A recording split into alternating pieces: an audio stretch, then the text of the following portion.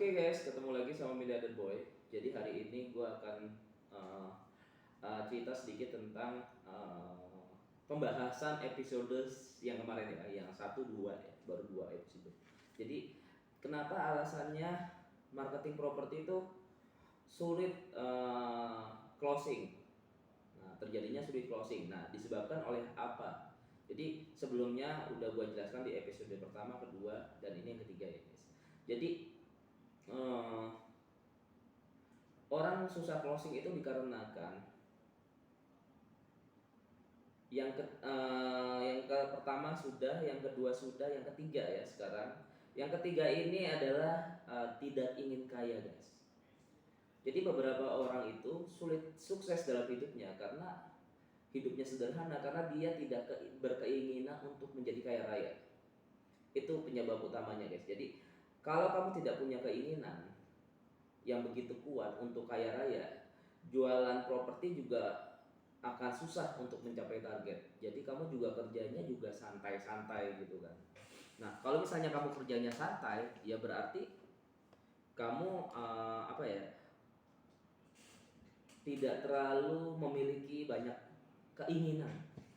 Jadi kalau seorang pengusaha itu pasti semuanya pengen jadi kaya raya. Jadi paling utama itu adalah menjadi kaya raya.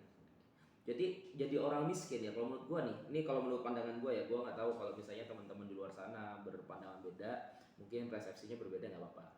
Tapi kalau menurut gue, orang miskin itu 100%, 1000% sangat tidak enak. Nah, mau beli motor susah, nggak ada duit gitu ya, mau beli mobil nggak ada duit, mau beli rumah nggak ada duit, mau investasi nggak ada duit gitu ya, boro-boro investasi. Mau beli makan aja susah gitu kan, harus ngirit atau banyak hal yang membuat kita kesulitan karena ketidakadaan uang guys. Jadi mau beli baju di mall aja kadang susah gitu kan, selalu dilihat label harganya. Jadi orang miskin itu selalu lihat label harganya guys. Jadi oh mahal, ini murah apa ya, terus anak nangis minta boneka gitu ya kan. Anak nangis minta boneka ke mall susah gitu kan, terbatas. Jadi kalau gue di posisi itu ya, gue merasa seorang ayah macam apa gue ini, kayak gitu kan, ya nggak bisa beliin anaknya minta misalnya. Kalau misalnya pacar lu aja minta duit 100.000, 200.000 per bulan bahkan ya, sebulan sejuta, 2 juta, lu nggak bisa ngasih gitu ya, karena lu nggak punya uang kan, kayak gitu. Tapi kalau misalnya lu punya uang, kaya raya, ya lu bisa memberikan yang terbaik buat keluarga lu, anak lu, istri lu, pacar lu. Nah, seperti itu guys. Jadi ada beberapa temen gue juga, kenapa kerjanya tuh malas-malesan. Itu udah gue koreksi karena ya mereka tidak punya keinginan untuk menjadi kaya. Jadi ya udahlah, kerjanya santai-santai aja, ya udah cukup kerja kayak gini. Jadi nggak ada rasa spiritnya, energetiknya nggak ada, berenerginya nggak ada. Jadi orang-orang yang tidak ingin kaya, mereka tidak punya energi untuk bekerja lebih keras-keras lagi. Jadi kalau kamu tidak ingin kaya raya dari hasil properti gitu ya, berarti kamu juga tidak ingin closing yang banyak dari properti. Jadi ya udah, closing 20 juta sebulan cukup. Ya kalau misalnya orang kaya, gue harus target ini 1M 10 unit, berarti 1M 10 unit komisi 2% gitu kan. Ya udah 20 juta berarti 200 juta per bulan. Lu bayangin lu punya income 200 juta per bulan, gimana rasanya? Enak kan? Tapi harus dilakukan kerja keras. Jadi harus berkorban. Lu pengen dapat duit banyak ya, lu harus mengorbankan waktu, mengorbankan tenaga, mengorbankan uang lagi gitu, untuk mencapai target yang lu inginin. Nah, jadi gue pernah nonton ya, jadi gue juga pernah belajar dari buku-bukunya Tung Desem. Jadi dia tuh pakar dalam marketing yang kekayaannya mengatakan dalam bukunya. Jadi gue pernah baca buku Marketing Revolution, bahwa ada banyak cara untuk kaya melalui marketing. Diantaranya kamu tidak punya produk dan jasa, gitu ya. Kamu jadi orang tengah, misalnya kamu tidak punya produk, gitu ya, tidak punya rumah, atau kamu tidak punya agent, gitu kan, atau independen, gitu ya. Kamu tidak punya modal untuk beli rumah, terus bagaimana dong? Tidak punya produk atau jasa, gitu. Kamu bisa menjadi orang tengah dengan tanpa modal. Jadi tanpa modal kan guys, kalau orang tengah ini tanpa modal, kayak gitu ya. Nah, yang disebut makelar, distributor, broker, agent gitu ya. Anda jago menjual, Anda bisa untung banyak dan kaya raya. Jadi nggak harus punya produk untuk kaya. Jadi lu juga bisa jadi marketing. Nah pertanyaannya adalah, banyak orang tuh kalau dibilang marketing properti, marketing agent properti itu merasa dirinya malu. Justru semua orang kaya itu marketing semua guys. Jadi nggak ada itu misalnya seorang direktur, gue juga seorang direktur, atau gue seorang CMO, ya gue marketing. Semua orang kaya itu marketing semua, menjual. Jadi paradigmanya harus tanda kutip harus dirubah nih mindsetnya. Oh kerjanya marketing, oh kerjanya ini. Kalau misalnya lu seorang marketing bisa menjual 10 unit aja sebulan, lu omset itu bisa 100 sampai 200 juta sebulan. Kayak coba bayangin, lu punya 200 juta sebulan, lu mau makan model gimana coba? Lu mau makan apa namanya? Mau makan sehari itu apa? Sehari makannya sehari kan makan 3 kali. Lu mau makan steak yang harganya 500 sehari cuma 1,5 juta. 1,5 juta kali 30 berapa? 3 juta. 3 juta, 4 juta, 5 juta lah. Sebulan 5 juta guys. 5 juta, 6 juta lah. Paling banter 10 juta shopping. Lu mau shopping Zara yang harganya sebulan 2 juta, sehari 2 juta, lu setiap hari nih shopping 2 juta, 2 juta, 2 juta gitu kan. 2 juta kali 2 juta kali 30, 60 juta. Kayak gitu. Jadi 60 juta gak habis guys. Lu mau shopping setiap hari lu gak habis. Lu mau beli mobil sebulan sekali bisa kan. Kayak gitu. Ya, maksudnya kayak gitu kan.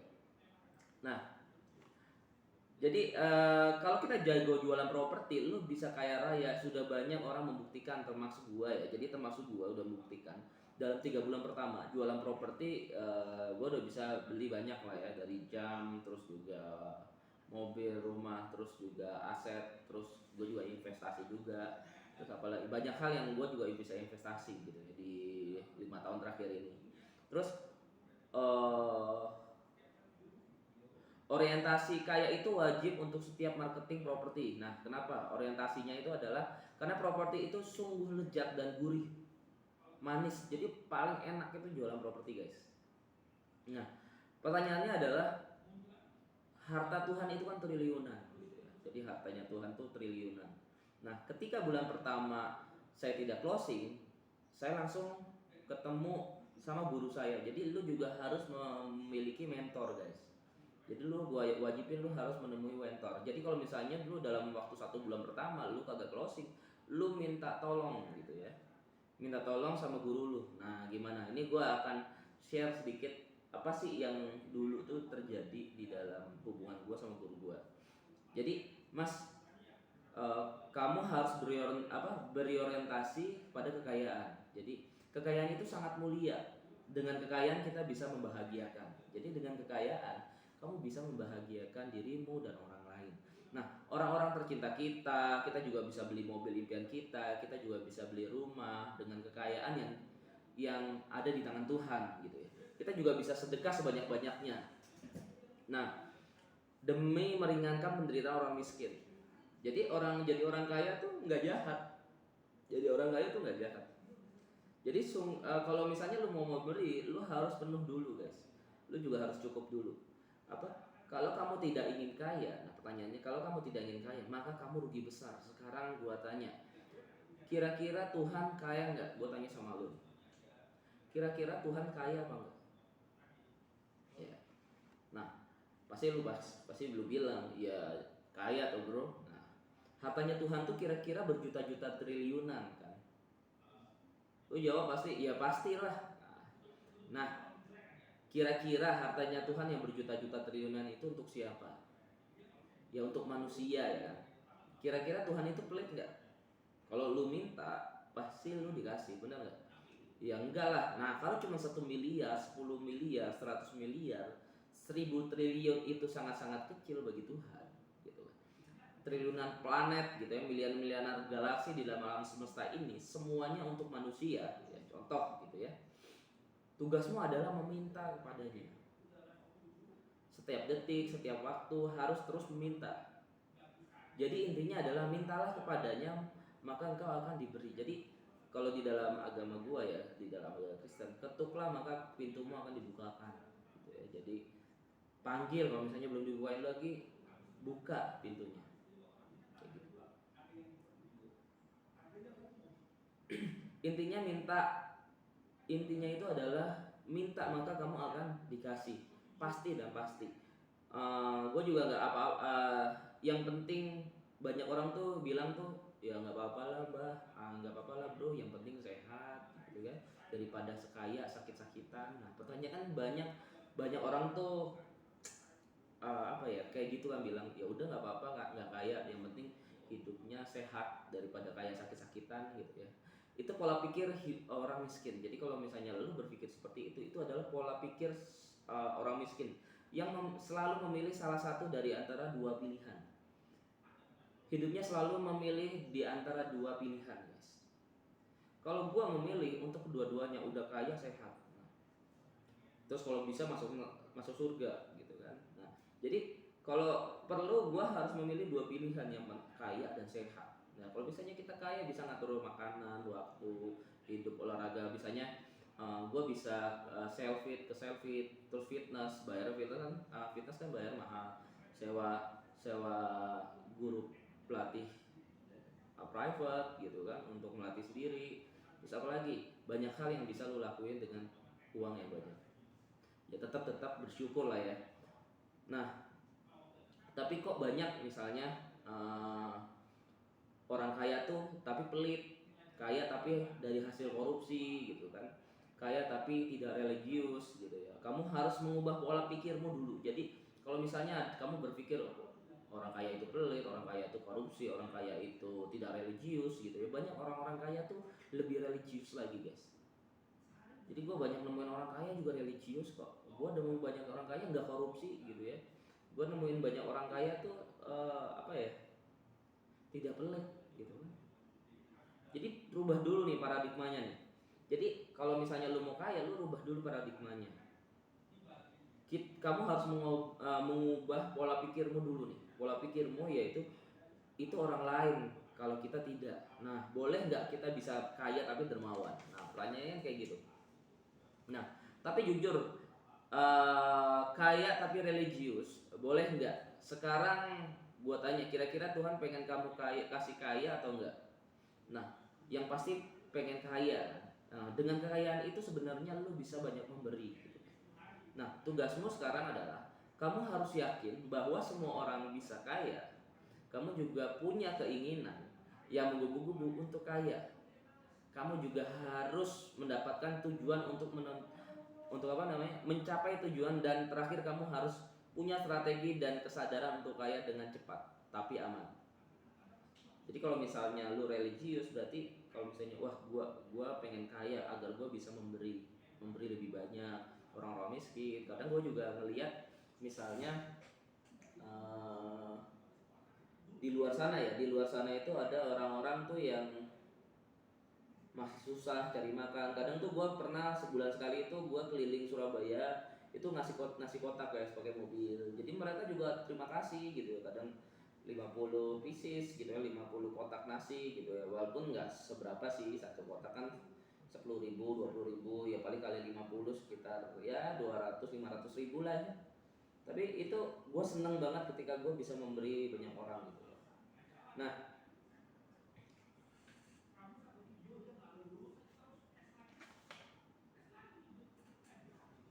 jadi apa namanya, gua tuh terinspirasi dari The Rock ya. Jadi gua juga terinspirasi juga dari The Rock gitu kan.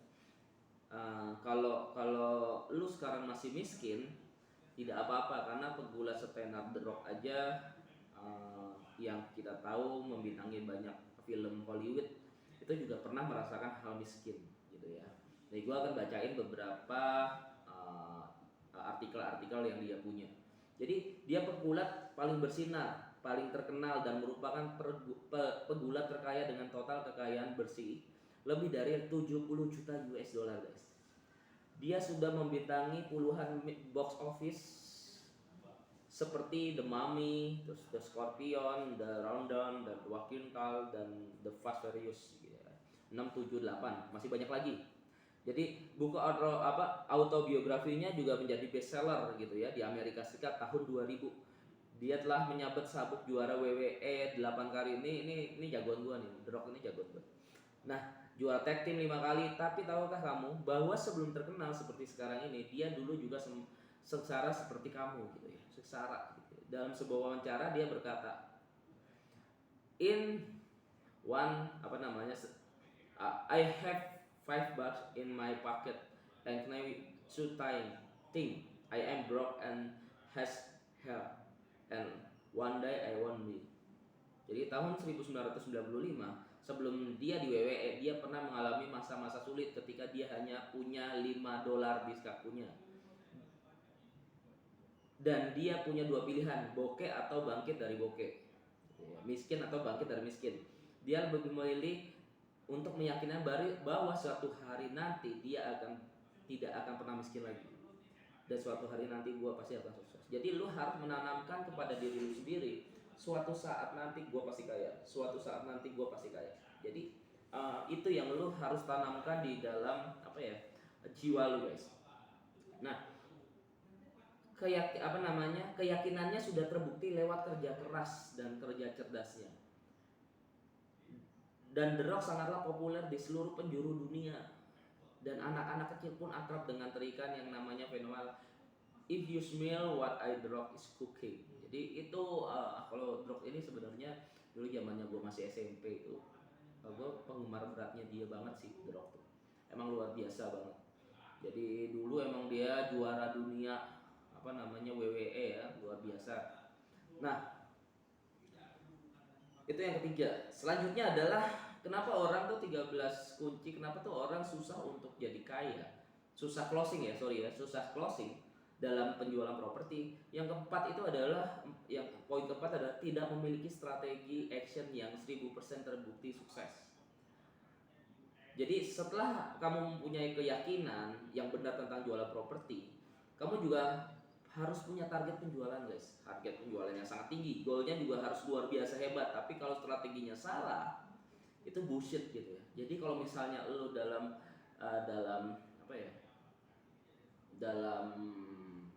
penjualan properti lo nggak closing, mungkin tidak adanya strategi dalam penjualan.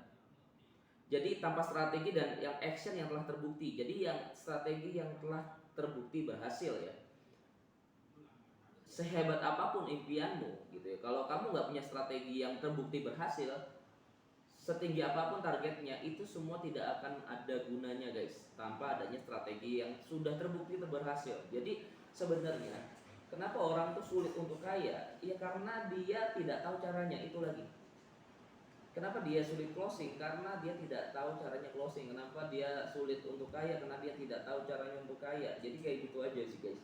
Nah, contohnya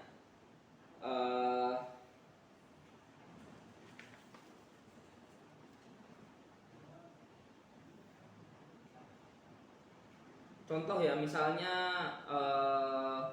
contoh gua dulu masih atlet badminton gitu kan. Lu berpikir latihan main badminton tuh sesederhana yang lu lihat di TV gitu ya. Seperti Taufik Hidayat, Lindan, Lee Chong Wei kayak gitu kan. Mungkin lu melihat semua latihannya tuh sama aja gitu. Memang semua latihan itu sama aja. Tapi sebenarnya ketika lu pertandingan itu ada strategi-strategi yang membuat mencuri poin dari satu set pertandingan. Jadi ada beberapa teknik. Kalau misalnya dulu gue juga pelatih badminton gitu ya, pelatih junior sama senior, gue juga pernah ngalamin nganter beberapa murid gue juara gitu ya. Dari dia tuh dulu nggak pernah juara, kalah terus gitu ya, 16 besar kalah, 8 besar kalah gitu ya. Ketika gue latih, itu latihannya memang berbeda ya kan daripada orang kebanyakan, lebih banyak, lebih luar biasa. Tapi gue bukan bahas itu. Tapi di dalam suatu pertandingan itu ada beberapa teknik-teknik khusus untuk mencuri poin dari lawan, dan itu ada strateginya guys. Jadi kalau misalnya lu mau juara, itu sebenarnya nggak segampang itu. Lu harus tahu caranya untuk juara yang sudah terbukti berhasil. Ya, jadi lu harus memiliki strategi yang sudah terbukti berhasil. Contoh misalnya, jadi apa namanya, kesimpulannya ya, contoh kesimpulannya, seorang marketing properti wajib harus punya strategi yang cepat, tepat, kuat, dan 1000% berhasil. Ya, jadi lu kalau misalnya punya pelatih badminton, itu harus punya strategi yang benar-benar terbukti berhasil, pernah menjuara, orang lain tuh pernah juara. Jadi programnya itu kenapa orang-orang tuh wajib merekrut pelatih yang pernah juara, karena dia tahu caranya untuk juara. Jadi bullshit misalnya lu berlatih kepada apa ya, berlatih kepada coach yang dia aja nggak pernah mempraktekkan ilmunya untuk membuat muridnya juara, bullshit, jadi nggak bisa. Gue akan memberikan, setelah ini akan memberikan dan men-share ilmu secara detail, sedetail-detailnya, sehingga praktekan dalam penjualan properti itu. Ilmu yang gue akan berikan kepada lu semua menggunakan strategi yang sangat valid dan yang pernah gue lakuin, dan ya pernah closing dengan cara yang ini. Bahkan ketika gue closing itu, hari ini gue telepon, aku udah punya program investasi seperti ini, bla bla bla bla bla. Mungkin ada waktu kita bisa ketemu dan aku bisa menerangkan penjelasan strategi investasinya. Oke, langsung aja ke rumahnya, kita meeting bersama segala macam, selesai. Ketika ketemu langsung besok cek lokasi, pokok boleh cek lokasinya, rumahnya kalau nggak salah itu kira-kira harganya 1M gitu ya. Dia belinya 500-600 juta gitu ya. Dia lihat langsung, oke, deal, besok transaksi gitu, cash. Jadi sesimpel itu. Kalau lu punya strateginya dan strategi dari telepon gitu ya segala macam, gua akan kasih tahu lu semua di sini. Oke, lanjut ya.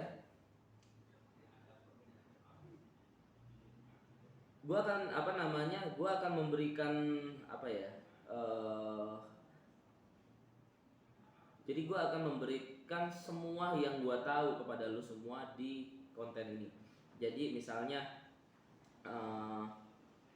tidak ada ilmu yang gue tutupin, murni berbagi ke seluruh ilmu gue ya, strategi gue kepada lu semua.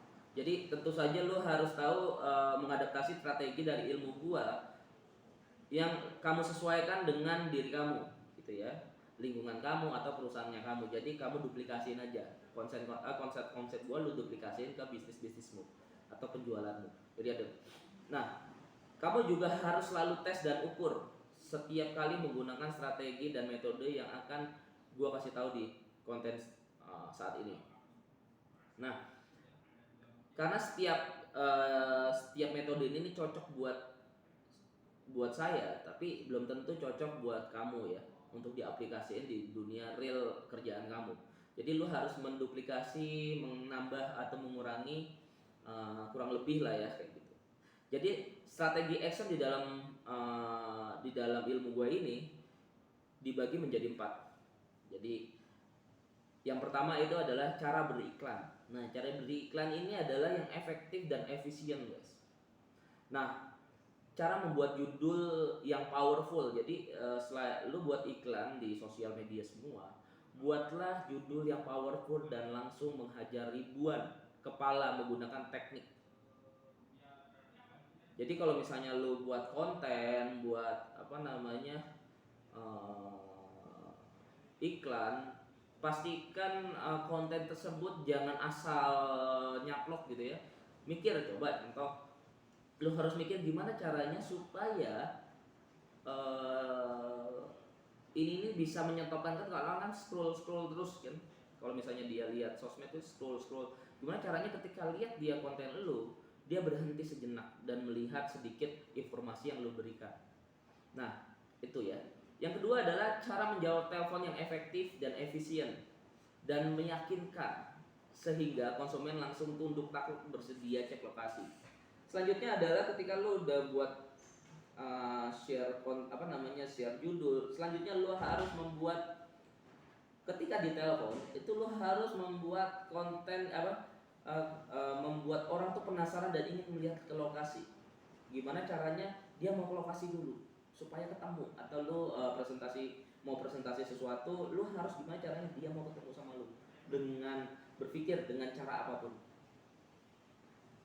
Ya, ada beberapa strategi yang mungkin episode selanjutnya gua akan kasih tahu ke lu semua. Yang ketiga adalah cara menemui prospek.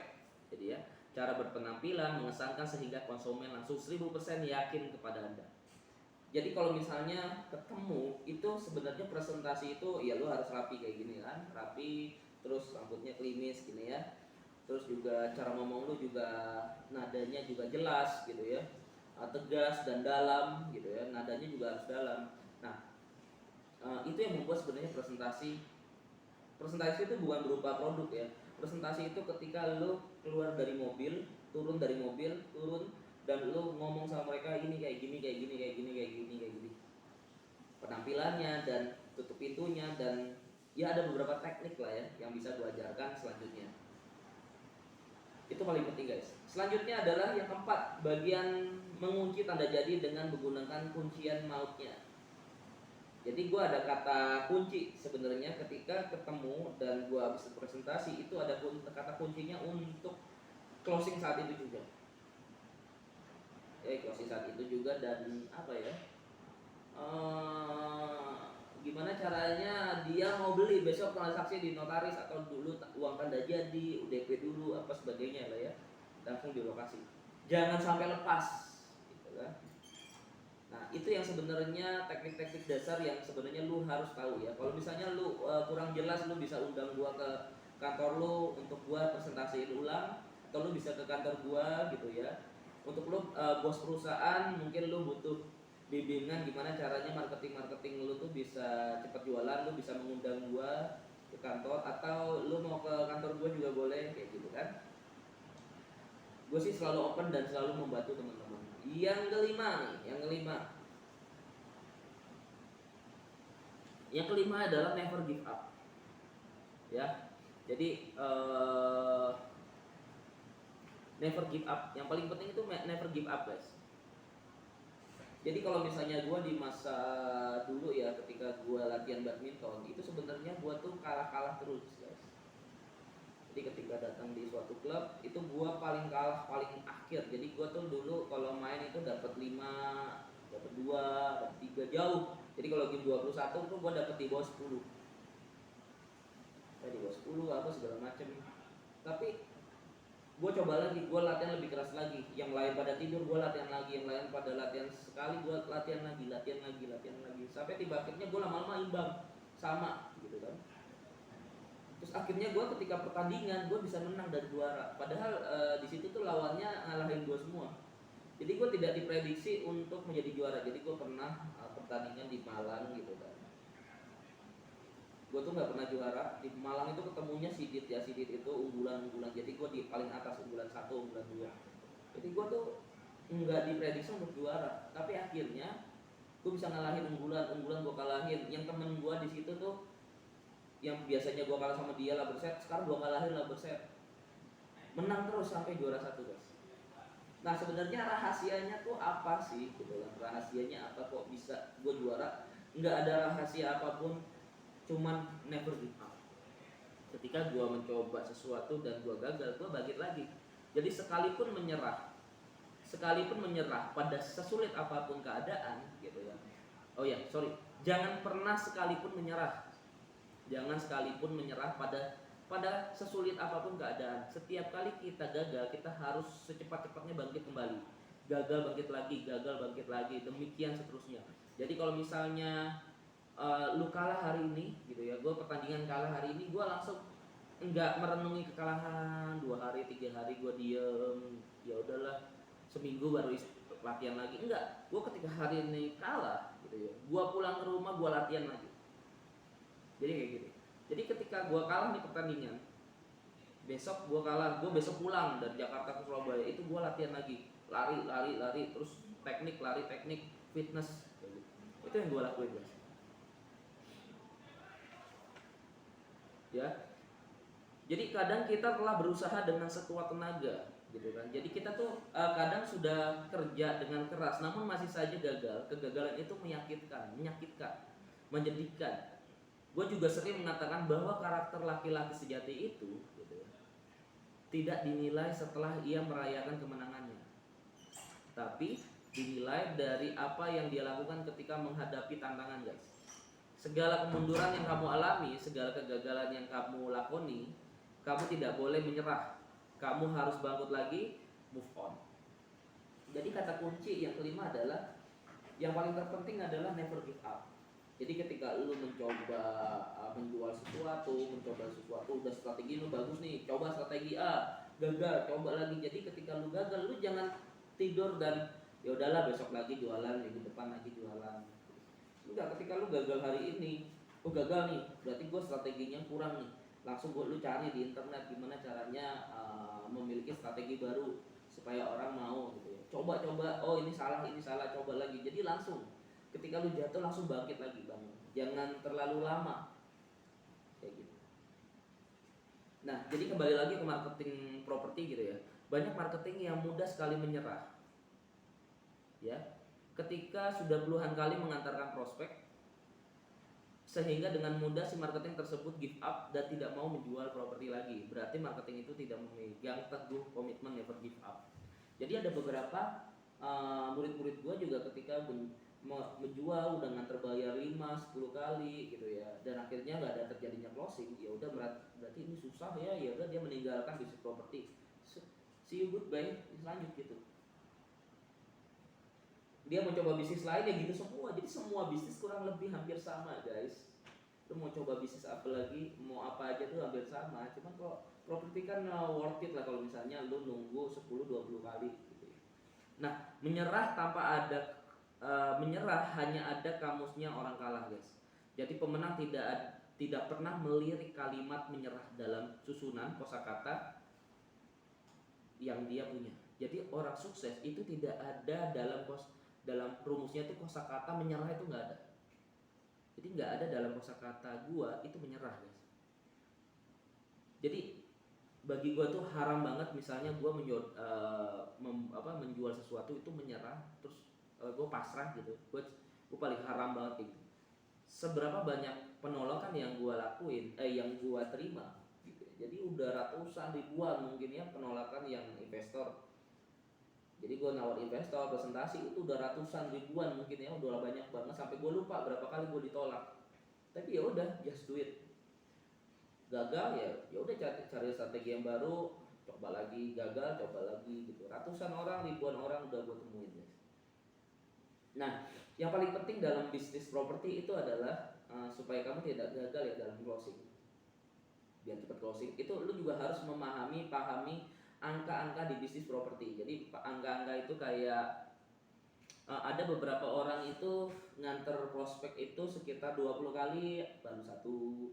Ada orang yang di lokasi Surabaya 20 hanya satu, beda lokasi beda rasio ya.